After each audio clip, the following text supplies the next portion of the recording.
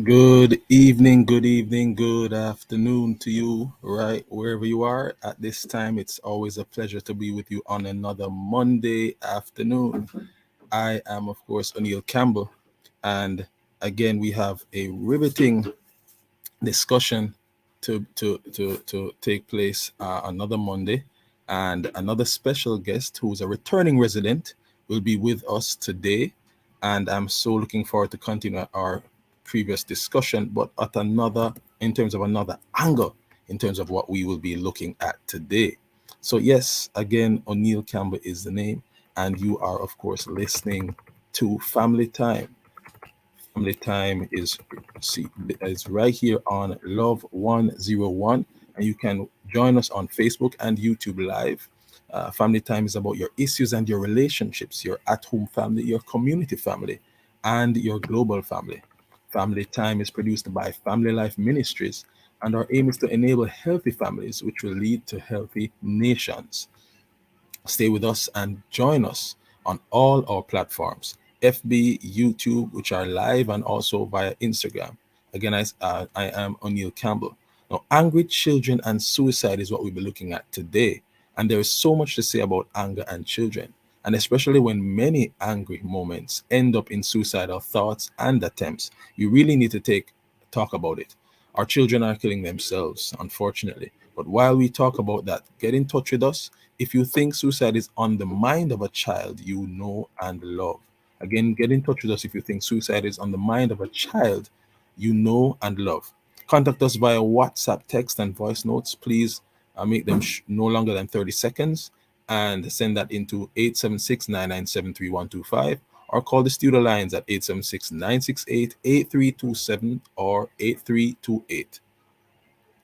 You can also watch us and comment live on Love 101's Facebook page, as I mentioned before, and on the YouTube channel. We'll be right back with a very special guest, and it is our counseling psychologist, assistant counseling psychologist, Pauline Bain. Remember, we had her last time. We look forward to another discussion. So don't go anywhere. We will be right back.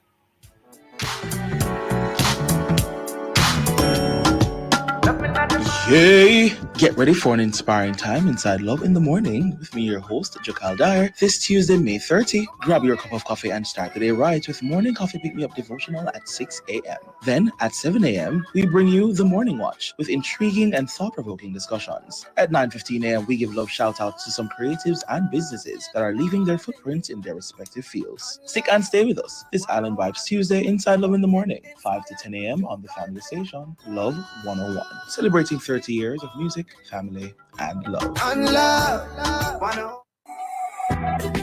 Some say there are as many as 100 names for God. How many do you know? Do you know their meanings and power? Join host Bishop Harris Steve Blair and guests Pastor Courtney Morrison and Apostle O'Neill Richards on Tuesday, May 30 at 10 a.m. as they talk about the many names of God, right here on the family station Love 101, celebrating 30 years of music, family, and love.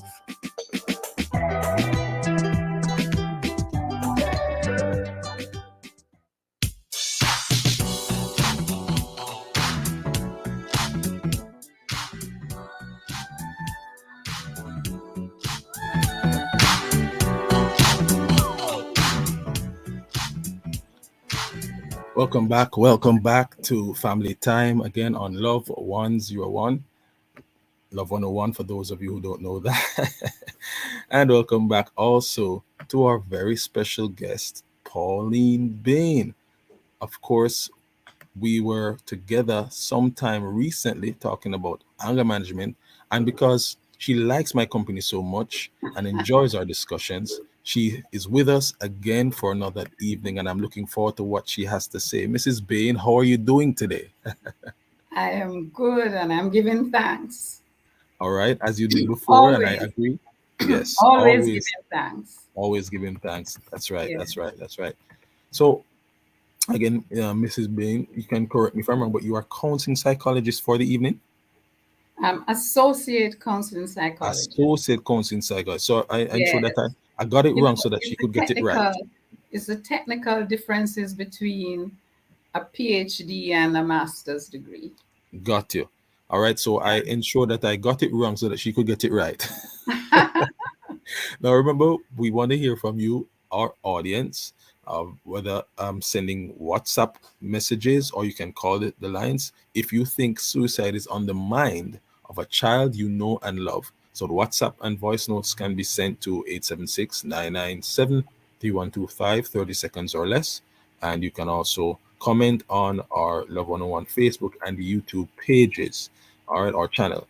And the studio lines are 968-8327 or 8328.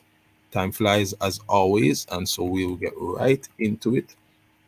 And when we speak about anger and our children. Now, um, Mrs. Bain, you have obviously a lot of experience in this particular area. And as I said before, when we were on, we spoke about anger management. But what is it about this what should I say, hot topic, this topic that is on the rise, I'd say, in terms of our children, and it goes from all ranges and ages and stages. So go right ahead, wherever you feel comfortable starting, and let's speak about the anger in our children and that's leading to suicide. But let's cover in terms of a continuation of what we had discussed before. If there's anything you want to highlight from our previous Yes, discussion, and yes. also leading into what we're going to discuss today. Yeah, thank you so much, O'Neill. Sure. There are some important points which we didn't get to last time. For example, teaching children to use I statements, meaning the letter I referring to me statements. Instead of saying, you do this, you do that, you upset me, I teach the children to say, I don't like it when you call me a liar, and I'd like you to stop doing it because I'm speaking the truth. So a child may get angry because somebody says you're a liar. Or Right. we have situations in our schools where children are being teased and bullied. Right. And if somebody is trying to bully you, you need to be able to say, I don't like it. I am angry. I'm feeling angry when you do this. I want you to stop it. So we teach children and adults to use I statements. You're owning what you feel, What and what you're telling the person, don't do it again. what does that do? Why such a big difference? Why is that such something that's important to choose I or use I instead of using say you did this, you did that? Why is that such a big deal? Because if I come up to you and I say, O'Neill, you kick me, you hurt me, you do this to me, you do that to me, and I tend to be more aggressive when I'm you in you. But if I come up to you and I own it and I'm calm and I say, O'Neill, I don't like it when you speak to me in that way. Please don't do it again. It helps to cushion the anger and the situation. People feel very, what shall I say? They are aware of what's happening when you say you. And as a matter of fact, in our Jamaican situation, when you say you, sometimes you mean more than one, but somebody takes it Right. personally. Right. Say, Right. me. So that's the point. If you can make it a little bit calmer, quieter, and just tell the person, I don't like it, I feel disrespected, I feel upset, I feel angry. Please don't do it again. I'd like you not to do it again. It calms the person more than when you attack the person. So that is one way of using your I statements. So just to interject, the persons that you're speaking to in terms of being calm, are you speaking about the person who has the anger within and is expressing it to the person who caused the offense in their eyes? Are you speaking about both parties where Both, I don't feel accused, and both. then it's both of us are on attack mode? Yeah, it's both. because it softens the situation. When I come to you and you have done something, if I go to my husband and he has done something that I don't like, instead of saying, you always do that, and you Right. should do that, you did this, you did that, I say, I don't really like it when you do that. Please don't do it again. It's He almost like doesn't feel that I have attacked him, and I right. calm down. It's almost like when you feel like someone is broad brushing when they use the superlative like you're always this and always that when it's not always the case. It might be incidents that have taken place, Exactly. and but when you say you always do this, you always do that, it does escalate or cause someone Exactly. to become defensive, very defensive, and then as you said, you may not get anywhere. But let me put a twist to it. Let us say I'm the person who the offense who felt offended, and Hmm. I come to you and I say, you know what, um, Auntie Pauline, I didn't like when you said those words to me. I thought they were harsh and I felt disrespected. But you are still, you don't feel as if I should have come to you. It's almost like if you what you're saying to yourself, Yes, what me, I'm big. I'm bigger than you. Why are right, you going right. to So tell me you are that? now angry at me for Hmm. coming to you in that manner, and Yeah. then so you're gonna quote unquote blast me now for coming to you and saying those things. What do I do in response to No, you you coming need to to me? learn. You need to now learn to continue saying I. Instead of you attacking me as I have attacked you, you Mhm. need to learn now to be calmer and say, well, I really am not attacking you, but I don't like it when you do that. And it's almost repeating what you have said so that you are calm Mhm. and I am angry and really giving it to you. Right. And two people, it takes two to quarrel. So if I'm quarreling and making a lot of noise and you are calm, after a while, I will have to stop.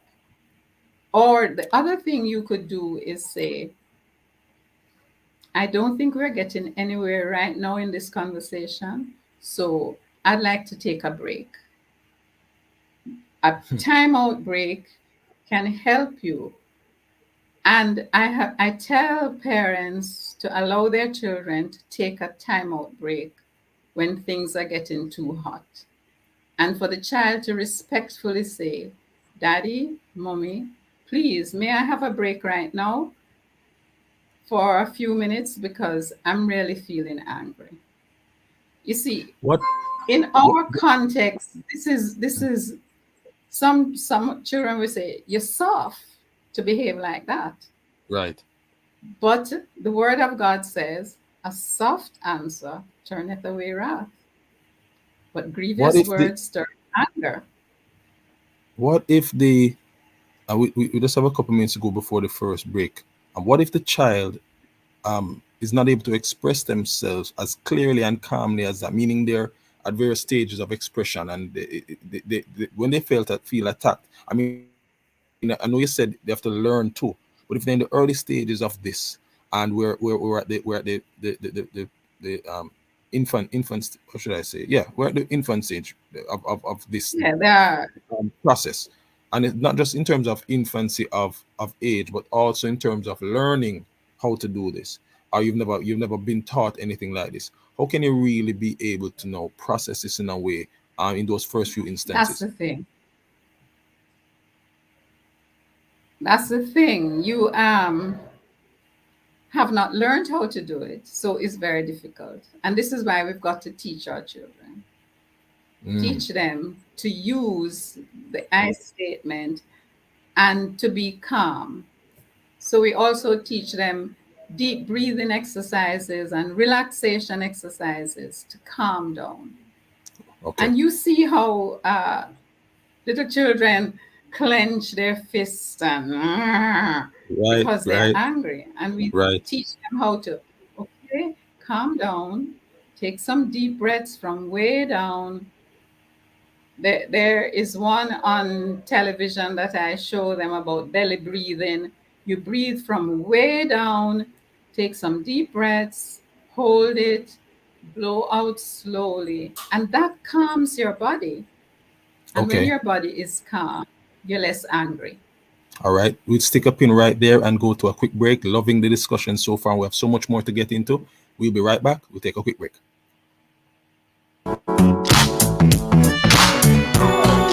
Calling all candidates registered for City and Guilds exams in June, reminding you that math is on the 6th and English on the 7th of June. Both exams will be at 9 a.m. sharp. You will sit your exams at your schools. Don't miss this opportunity provided by the Ministry of Education and Youth. This certification could be your passport to the future. Jamaica Central Bank digital currency is now here. JAMEX, no cash, no problem. Step into a future of ease, convenience, and security. Conduct business with your mobile device instantly and without fees. This is how life should be with JAMEX. You get your free. JAMEX and the real free. Use it to buy a store or TV. You can buy your shoes or 3Ps. The Central Bank digital currency. No cash, no problem. JAMEX, backed by the Bank of Jamaica.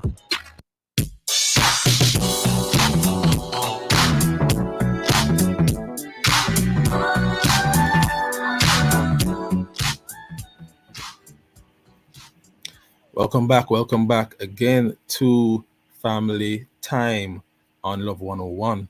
I would like to say Love 101. We are speaking with Pauline Bain. Mrs. Bain is our assistant counseling psychologist and for this evening. And we're speaking about suicide on, if you think, suicide is on the mind of our children you know and love. Suicide is on the mind of a child you know and love. And we were speaking about scenarios or situations where Mrs. Bain was basically giving, suggesting, I would say strongly suggesting as well. I'm putting that in situations where you have to do breathing exercises to try to calm down, and I think that's very important. Also, I said assistant, my apologies, associate counseling psychologist, and sometime we did get something from our producer in terms of adults as well having challenges even at adult stage, still not being able to manage anger and to be able to deal with these situations. And I completely agree, because I understand that does take time, and if you've never learned it from your small, and you don't have anyone to teach you the ropes like a Mrs. Bain, then as we say in Jamaica, dog name is supper, because it's something that really has to be taught and retaught, and we have to be retrained in terms of how we operate. And there's also something that I realize in our society, it's been mentioned time and again, there's a lot of passive aggressiveness that takes place, and just anger seems to permeate society in various ways, whether overtly or covertly, and different facets. So it's really something that needs to be dealt with. So Mrs. Bain, I hand it back over to you. I will not make that error again. It's associate counseling psychologist, That's to be very okay. clear. And you pick up right where you left off. I think we're right in the middle of something you were speaking to regarding children and the parent dynamic. Yes. So we are not taught this in our homes unless the parents are aware. But there are guidance counselors and teachers who help children at school to learn how to calm down, how to do the deep breathing exercises, how to relax their bodies, because part of anger, we feel it in our bodies. And Right. if we relax, we cannot be angry and relaxed at the same time. So if we can get to the place of feeling relaxed, it helps us. And teaching children that is very important, because they, can attack each other when they're angry.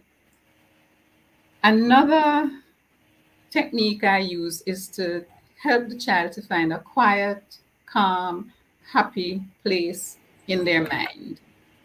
And I have taught children this, and after a while they come back and said, somebody troubled me, and I decided to just go to my quiet place. And so we go through a little exercise of finding a quiet place. It may be by a river, it may be outside in the fields, it may be by the sea, wherever is this quiet place where you go and you stop and rest and be calm. And one of the things that bothers me is that for our children, they have not learned to be quiet enough. You stand in front of a class and you start to teach, and children just start talking. And I like to ask children to just close their eyes and be quiet for 1 minute so that they Right. can collect themselves and be calm. So, those are some things I would want us to pay attention to. And of course, we need to learn to forgive. I've met Bef- adults and children who say, I will not forgive. Right. So we need to Before teach them how to forgive. before you continue, Mrs. May, why do you think that is? Why are you not seeing, you think, more quieter classrooms, children? Is it just because of how we are as children, just energetic and just generally noisy, or is there something else that you're picking up that you think needs to be addressed, or from an earlier stage, so the child can matriculate easier when it goes into a classroom setting? What do you think is the issue? Self control and using screens too early. Mm, I see children under 1 on screens, and they shouldn't be because it affects the brain and how the brain functions. And flitting screens so frequently, they don't have the capacity to concentrate for very long. So I see that as a part of the problem, and I would keep screens away from young children. So that how young is young? under 2 or even under 3. But I'm seeing children because it's a babysitter. So children are scrolling and they can barely talk. Right. That's true. So that is an issue which we need to learn to deal with. And I saw something on WhatsApp about a community in India where there was a certain time when nobody used screens, and they claim that the children are doing better in school, the children are calmer and quieter because they put aside, I think it was about 2 hours in the evening when nobody used screens. It's a small community, but it's evidence that using the screens too much can affect our children also. Wow. Again, we're speaking to Associate Counseling Psychologist Mrs. Pauline Bain. And the question is speaking to, if you think suicide is on the mind of a child you know and love, then please WhatsApp or text voice notes to 876-997-3125, 876-997-3125, or watch us and comment live on Love 101's Facebook page or YouTube channel. Or you can call the studio lines at 876-968-8327 or 968-8328. And you ensure that the messages are no longer than 30 seconds. All right. The death of a child, but let's shift a little Yeah, bit yeah, to suicide. And the death of a child by suicide is a tragedy, and tragic. that's something that I don't even know how to grasp that in my mind, that a little child could conceptualize or to think of or contemplate something like that. So something so tragic, something so horrific. It has lasting, of course, and profound impact on so many friends, family, community at large. There's gonna be blame about what did I do or did not do enough that to stop my child or the person who's a guardian, whatever the case may be, from committing this act. So what do we know about suicide in our young children? I'm not sure what the numbers look like, because it's something that is, I'm not sure how well it has been tracked, but I'm sure there's some level of numbers out there. In Jamaica, it's unfortunately, it's something in terms of general statistics and data in some jurisdictions that are not captured as effectively or efficiently as it could be. But I'm hoping we do have some data that we can garner from the local side. So, Mrs. Bain, with that said, suicide in children, could you just give us a brief description of what we're talking about and some Okay. statistics that you may have garnered and on other This is a causes in this is a very go right ahead. this is a very sad topic for all of us. And sad because we have had some children who have completed suicide. And we would like not to have another child in this country complete suicide. I want to go back to something that we were talking about, the relationship between mother and child in the early years. There's a psychiatrist named Idris Griffith who wrote a book which I can't find copies except very old copies, called The Four Magic Years. Mm-hmm. And he makes the point that the greatest threat to a baby is loss of mother or loss of mother's love. Wow. When a mother disappears for a while, the young child feels angry and may begin to resent the mother. This leads to a hopeless feeling, like a person who has been put in a concentration camp. Mm. Then the child may recover, but the resentment lives on in the unconscious mind. If the mother does not return, the resentment may turn into hate. Hate for the mother, but also hate for self. Why did my mother leave me? I wasn't good enough.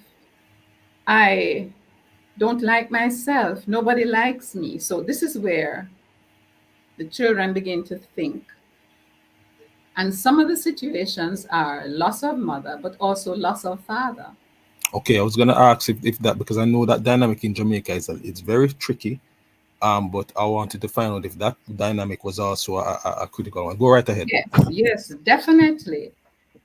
When a child loses a parent, the child thinks that, well, something is wrong with me. Because if I were good enough, my mother wouldn't have left me, my father wouldn't have left me. Right.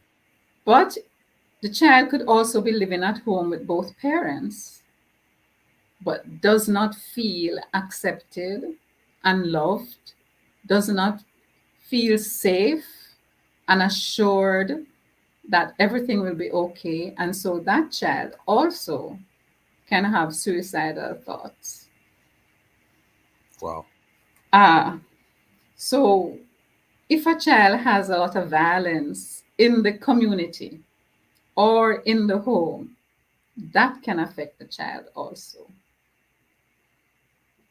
If the child has previously attempted suicide, we need to be careful.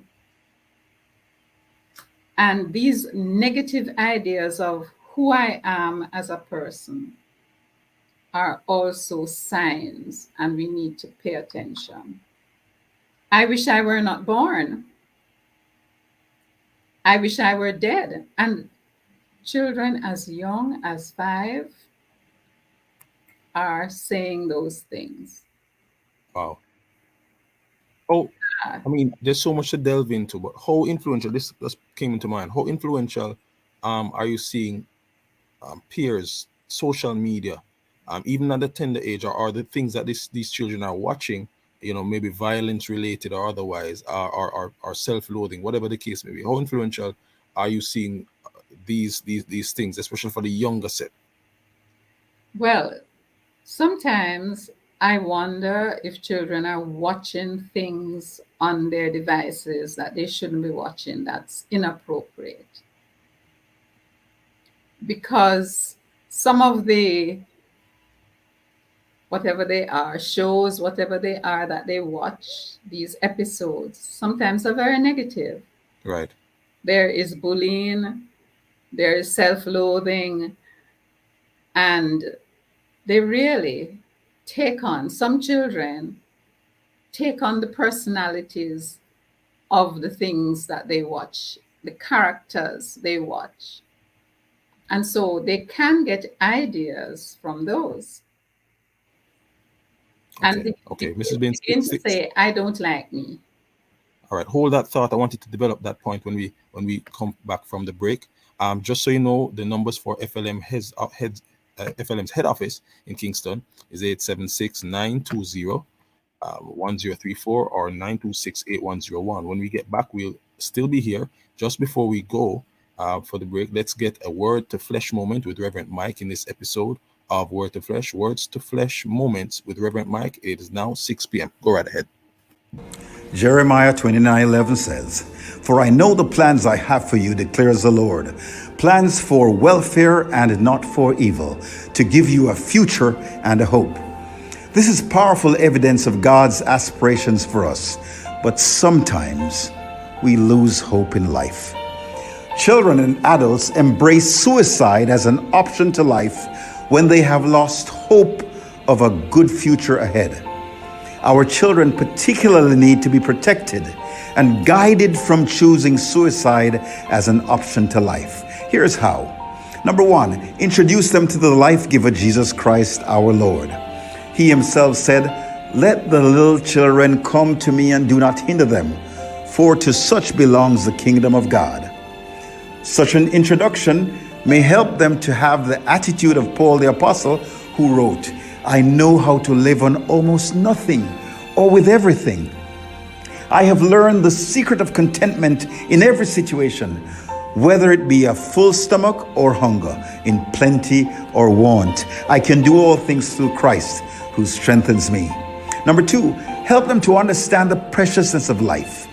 In Psalm 139, it says, "You made all the delicate inner parts of my body and knit me together in my mother's womb. Thank you for making me so wonderfully complex." Number three, introduce them to help agencies such as Choose Life and the Ministry of Health. Call them at 888-639-5433. That's 888-NEW LIFE. If you think suicide is on the mind of a child you know, give them this number or their parents today. Help them to keep focused on life. I'm Reverend Mike from Fellowship Tabernacle Ministries. We just had a WTF moment.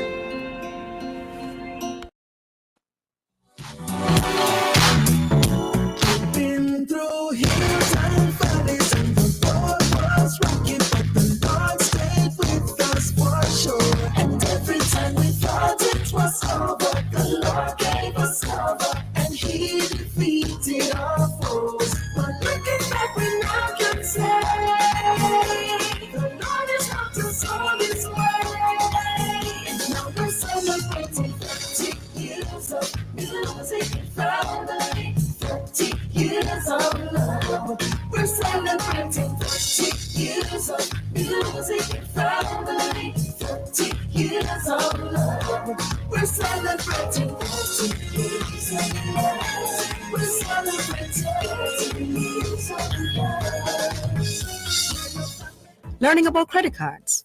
There's a lot to learn about credit cards, but here are some frequently used terms to help you on your journey. APR. This is the interest rate for outstanding amounts expressed as an annual percentage rate. Annual fee. This is a fee cardholders are charged every year for having the facility of a credit card. This financial literacy tip was brought to you by Bank of Jamaica, building an inclusive economy.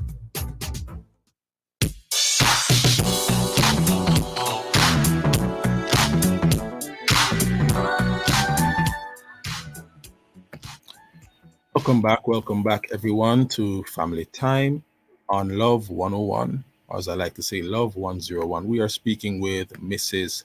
Pauline Bain, Associate Psychology Counselor that's it.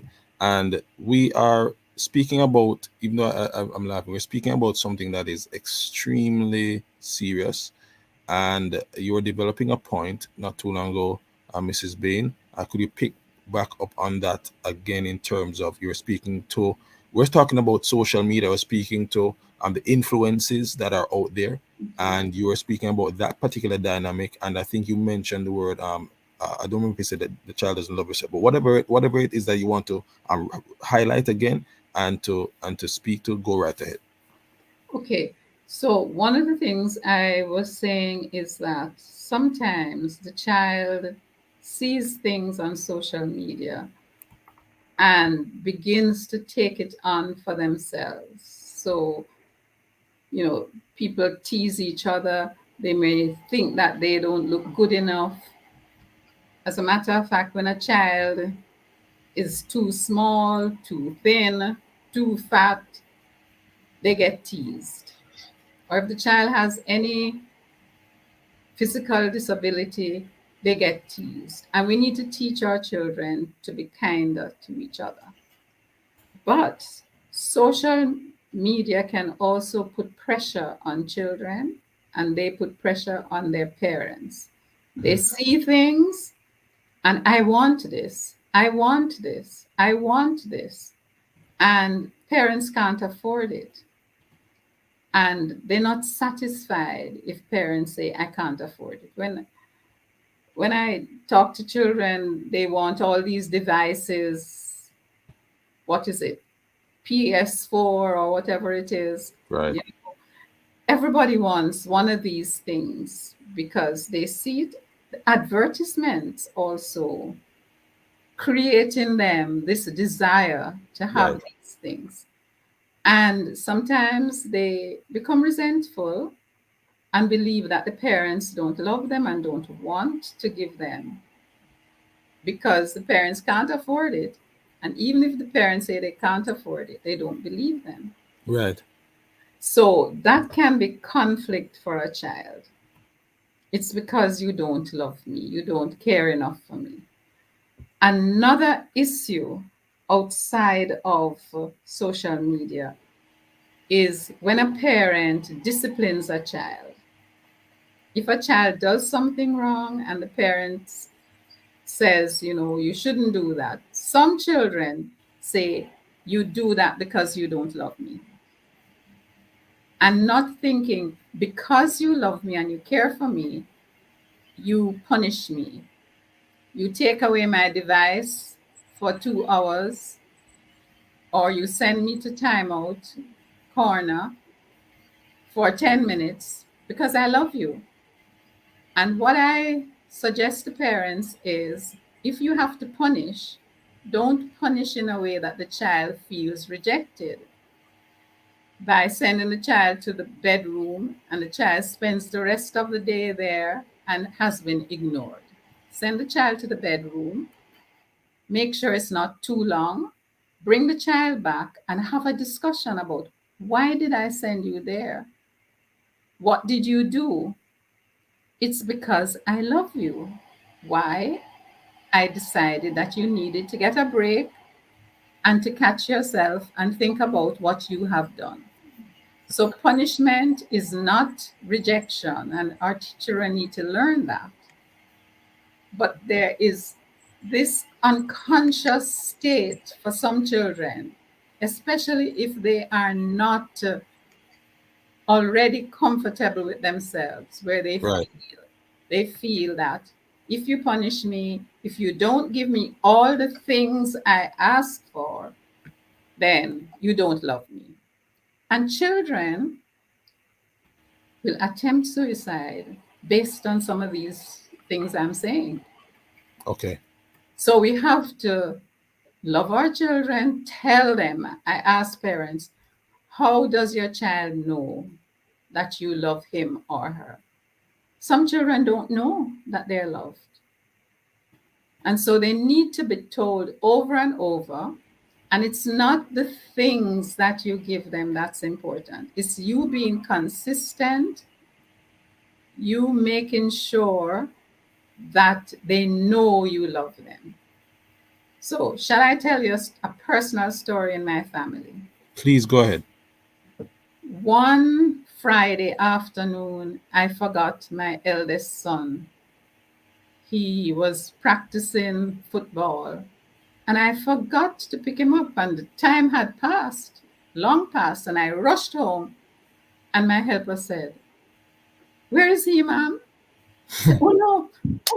I turned back out quickly and drove as fast as I could and went to the school and picked him up because it was getting late now. Right. My son was there and another boy was there. My son was just sitting calm and cool waiting. The other boy was bawling out his heart. So I said, I'll take you home and get in touch with your parents and so they can come for you at my house. And when we talked about it, the child said he wasn't sure if his parents were coming for him. Mhm. Now, where did he get that idea? I don't know.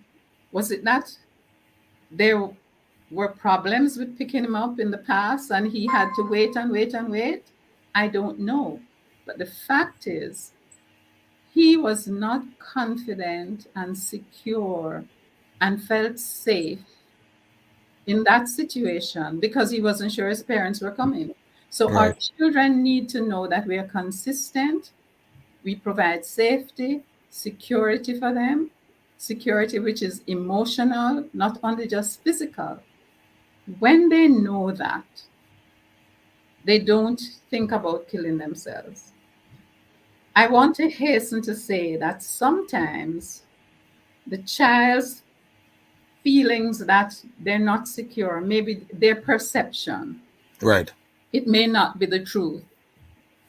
But it's just that this child doesn't feel good about self and starts to get all kinds of ideas in his or her head that I'm not good enough, that nobody loves me, that I wish I were dead, that I wish I weren't born, you know. So the child, for some other reasons, have these thoughts, and it's not necessarily facts. And I hasten to say that.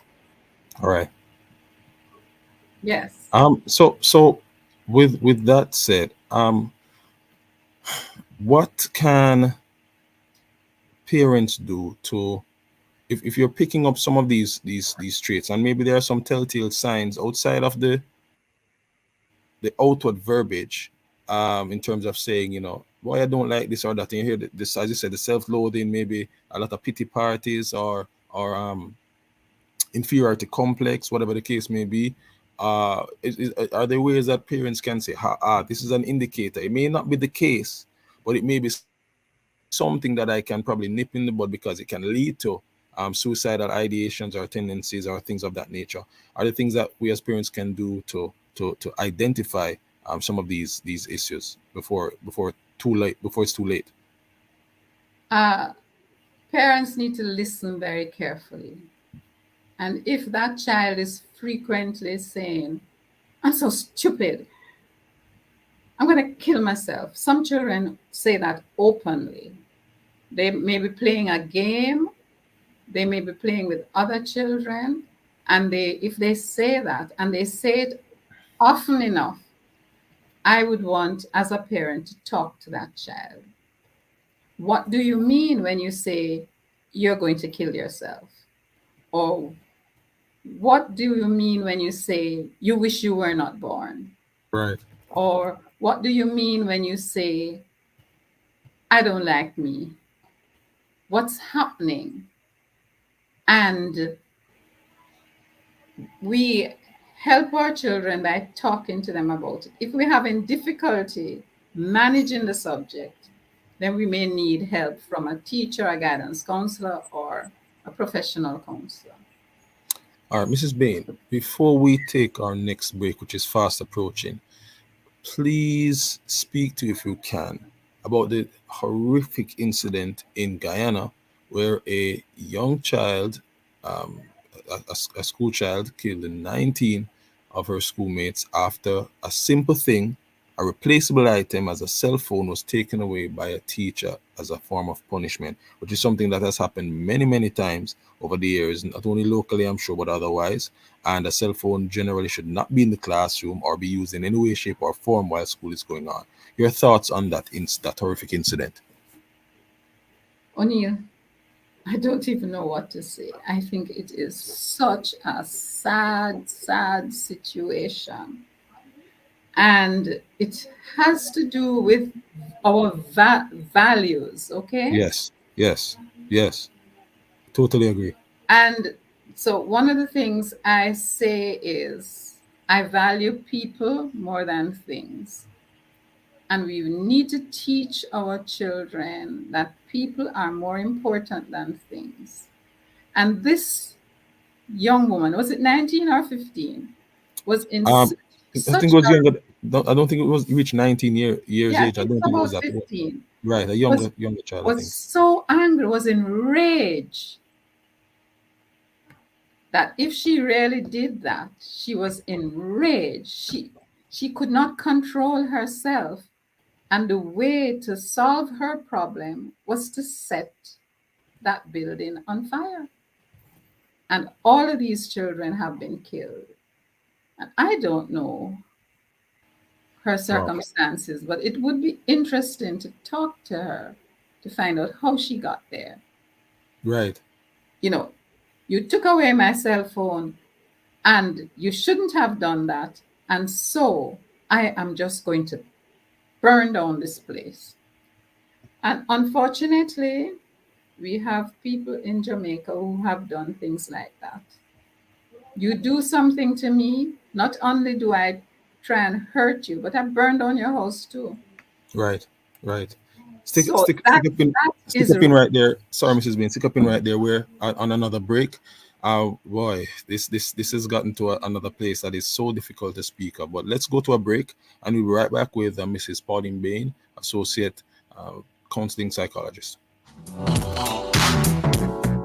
Here's why you can't afford to miss the Morning Watch. I love listening to the Morning Watch because topics are discussed and issues are highlighted that are of major importance, which in turn edify me. The Morning Watch, Tuesdays, Wednesdays, and Thursdays. I like listening to the Morning Watch. I find it very informative. I find it very interesting.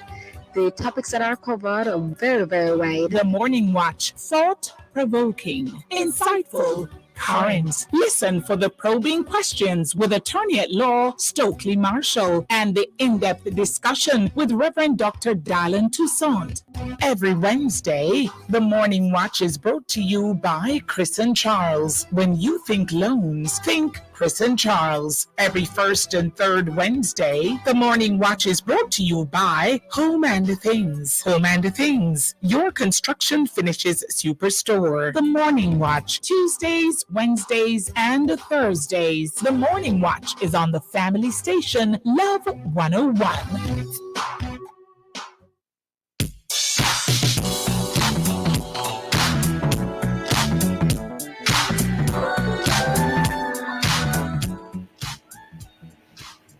Welcome back to Family Time. It is 17 past the hour of 6, and you're tuned to Love 101. This is Family Time, brought to you by Family Life Ministries, FLM. FLM provides counseling for people with all kinds of challenges from all walks of life. Listen out for our numbers in Kingston and Portmore at the end of this program. Remember, we're on Facebook and the YouTube Live, so tune in to the program via Love 101's Facebook page and YouTube channel. The topic today is angry children and suicide with associate counseling psychologist, Mrs. Pauline Bain. As we come close to the wrap, Mrs. Bain, and boy, every time we speak, there's so much to tackle.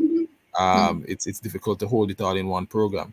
I was actually trying to find out the age of the pupil, but I was not able to find it. So if anyone is aware, they can let us know. But the point is, it's a high school student. I think it's 15. Right, and they had no right to have a cell phone in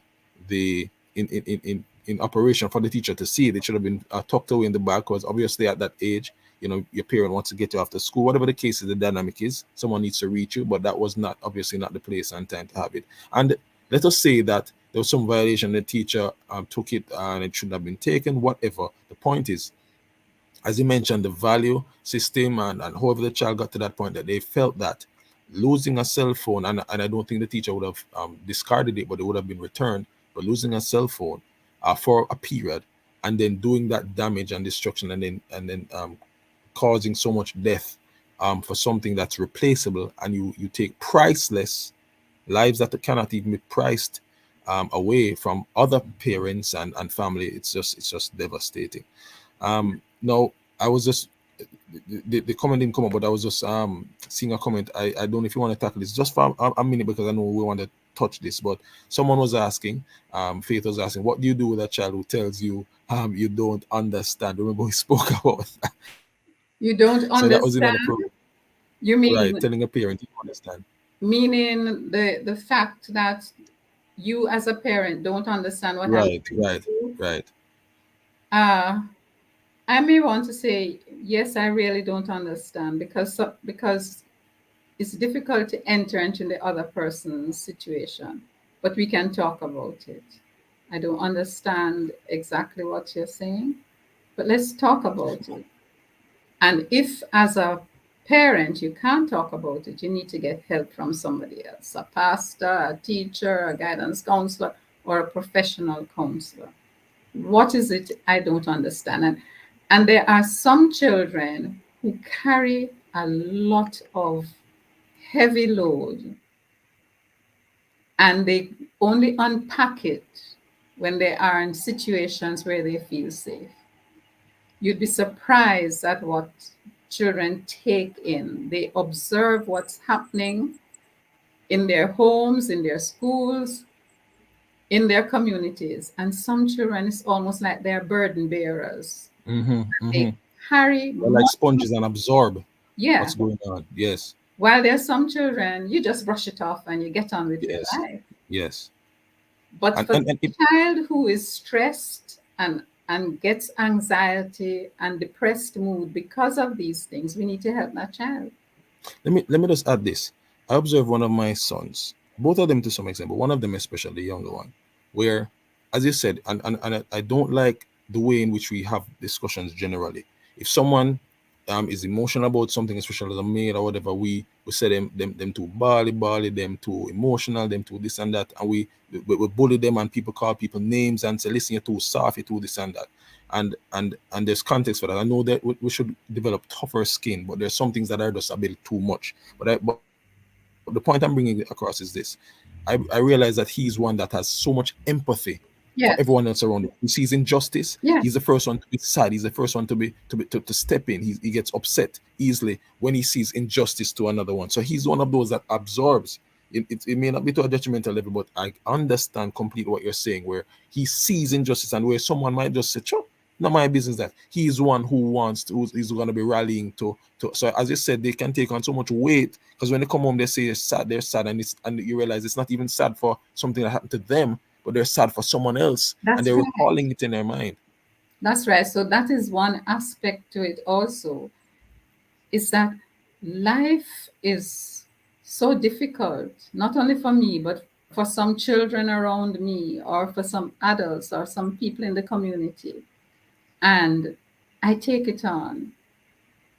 And we have to teach our children to take off some of the load. Mhm. And when we're raising our children in Christian homes, we can teach them to take the burden to the foot of the cross. We Yes. can teach them to pray. So I was talking to one of my grandsons recently, and he was worrying. And I said, what can you do instead of worrying? And he said something, and then he said, pray. I said, yes, you can pray. We've got to build their faith in God as we go through all of these things.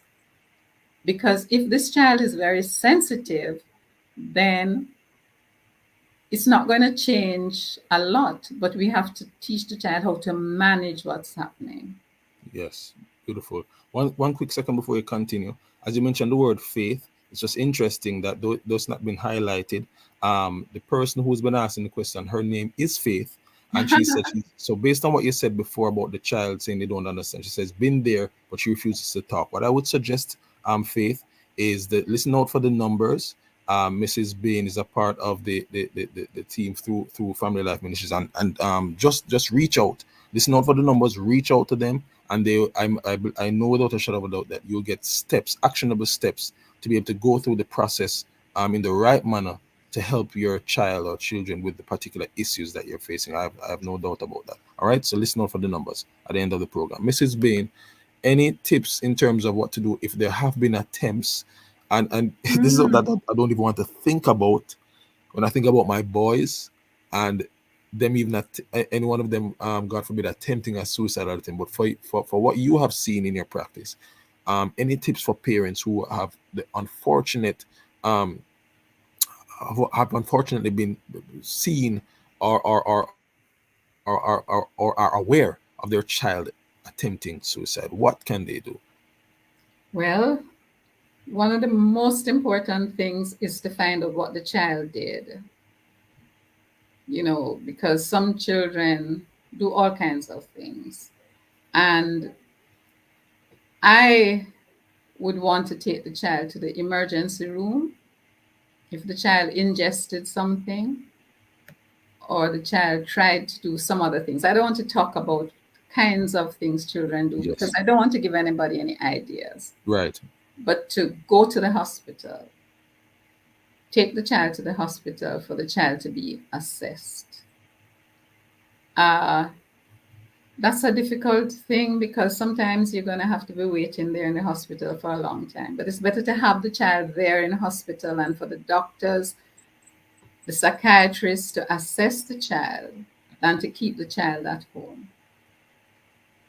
After that, the child may be referred to a clinic or referred to a counselor or a psychiatrist to help the child to cope and to manage whatever the stress and anxiety or depression was. Mrs. Bean, oh, sorry, go ahead. Yeah, go ahead. I was just saying, I know we haven't touched this, and I don't know what if it's a taboo or if it's whatever, but what of a spiritual component to what the child may be going through? Is that something that you deal with? It? Could it be something along that side, as opposed to just something that could be done, approached from a medical standpoint, so to speak, or a psychological standpoint? Is that something that is ever dealt with in any way, shape, or form, or it's just strictly by the book, so to speak? Well, I ask parents about faith and beliefs and what supports they have, what they believe, and what supports they have. Because we work in a Christian organization. Right. And some people may not have any beliefs, so it's not going to help them. But I talk to them about prayer, and I talk to them about going to church with their child and learning and reading the word and so on.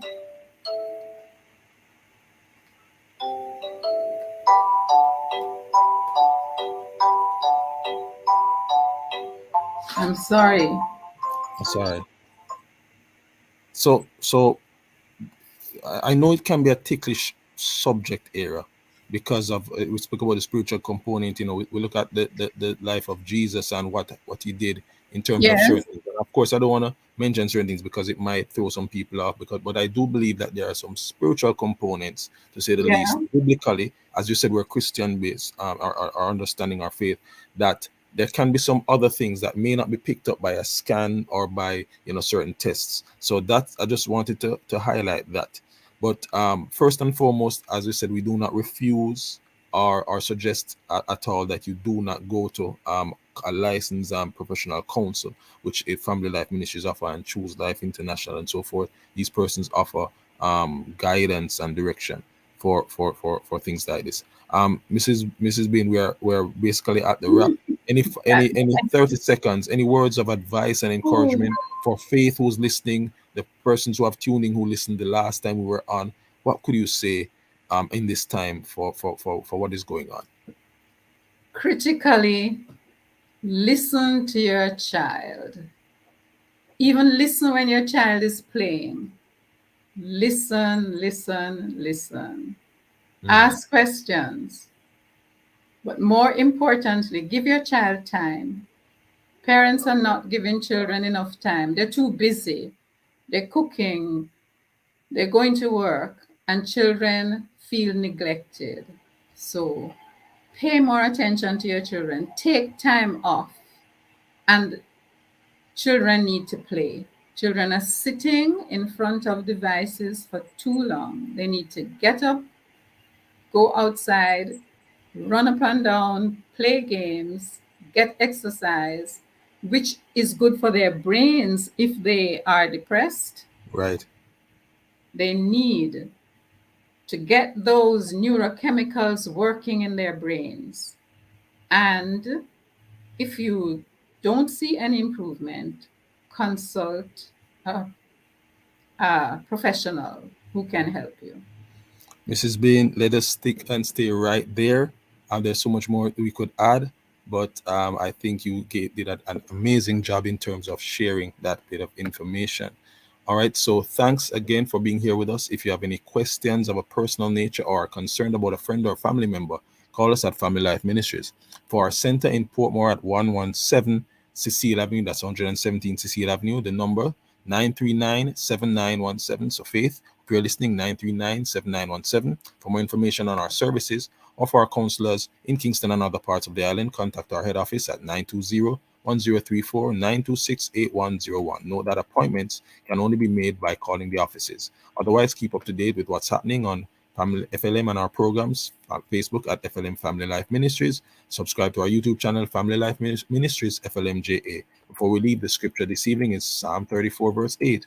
Oh, taste and see that the Lord is good. Blessed is the man who takes refuge in him. Join us again next week, 5:30 p.m. on Love 101, Facebook and YouTube Live via the Love 101 Facebook page, Love 101 YouTube channel for another informative program. Thanks again to our very special guest, Associate Counseling Psychologist Pauline Bain, our show producer, Kathy Gale, Open Door Communications, studio facilitator, Timoy Butler. I'm O'Neill Campbell. Stay safe until next time. Take care. God bless.